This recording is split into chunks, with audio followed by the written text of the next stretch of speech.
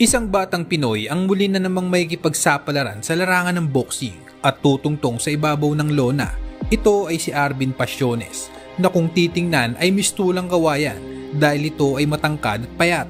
Ngunit huwag kang magpapalinlang sa itsura ng ating bida dahil sa payat ng katawan at murang edad nito ay para ka namang hinampas ng bulldozer sa lakas at bigat ng suntok ng ating bida. Yan mismo ang iniisip ng Thai fighter. At talaga namang minamaliit ang ating bida dahil nga daw sa itsura nito.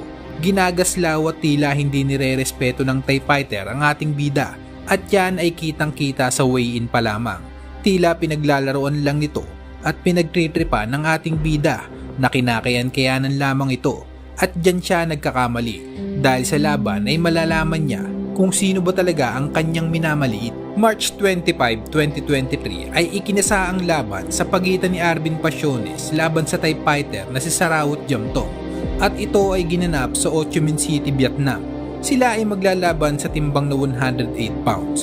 Marami naman nagsasabi na boxing expert kuno na ang ating bida ay dihado raw di umano dahil sa kakaunting experience nito sa suntukan. Si Pasiones ay may kartadang 7 panalo, 8 talo at 3 dito ay naipanalo via knockout. Samantalang ang Thai fighter naman ay may kartadang 9 wins, 3 talo at 5 dito ay naipanalo sa pamamagitan ng knockout.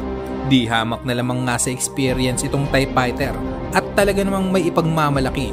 Ngunit yan ay malalaman natin sa pagsisimula ng laban at kapag sila ay nagharap na sa lona. Ang hindi alam ng Thai fighter ay todo ang ensayo ng ating bida sa kanilang laban at pinag-aralang mabuti at kinalkulado ng inam ang mga style nito at sinisigurado na may kalalagyan ang hambog na Thai fighter na ito. Round 1 ay mainit ang palitan ng mga suntok ng dalawang fighter. Ngunit kapansin-pansin ang pagiging agresibo ng Thai fighter na akala mo nakainom ng alaksan na akala mo ay di siya pagsasakta ng katawan sa suntok ng ating bida. Ngunit si Pasiones ay nag-aabang lamang ng magandang opening para sa isang malakas na suntok sa nguya-nguyaan ng kalaban.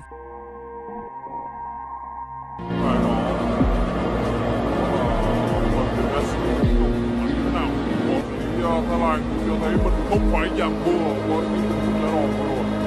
Ở đây là một đấu mà hai võ sĩ sẽ thi đấu đến 10 hiệp đấu.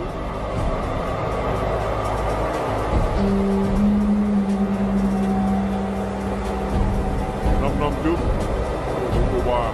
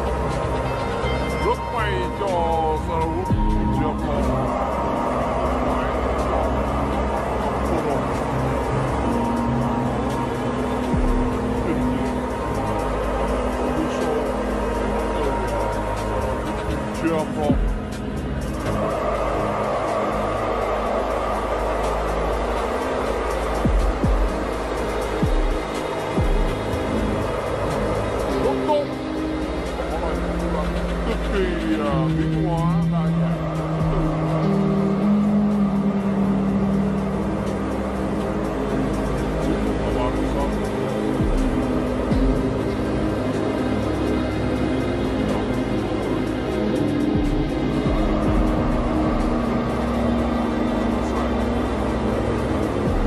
Patapos na ang round 1, biglang bumagal na si Giamto.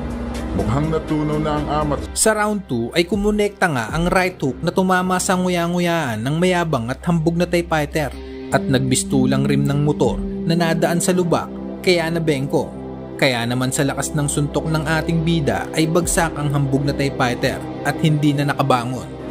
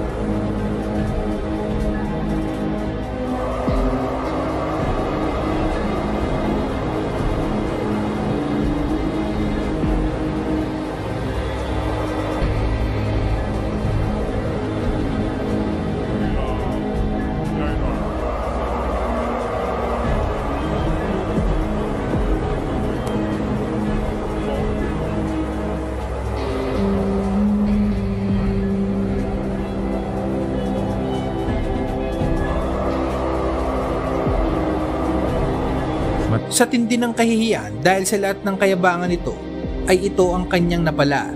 Dahil nga sa kahihiyan ay nag-Barbie na lamang ang hambog na TIE Fighter na ito.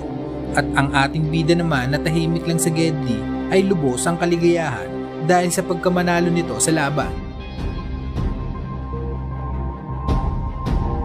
Kung nagustuhan mo ang mga ganitong content ay baka naman pwede ka mag-iwan ng isang like at pakisubscribe na rin ng aking channel.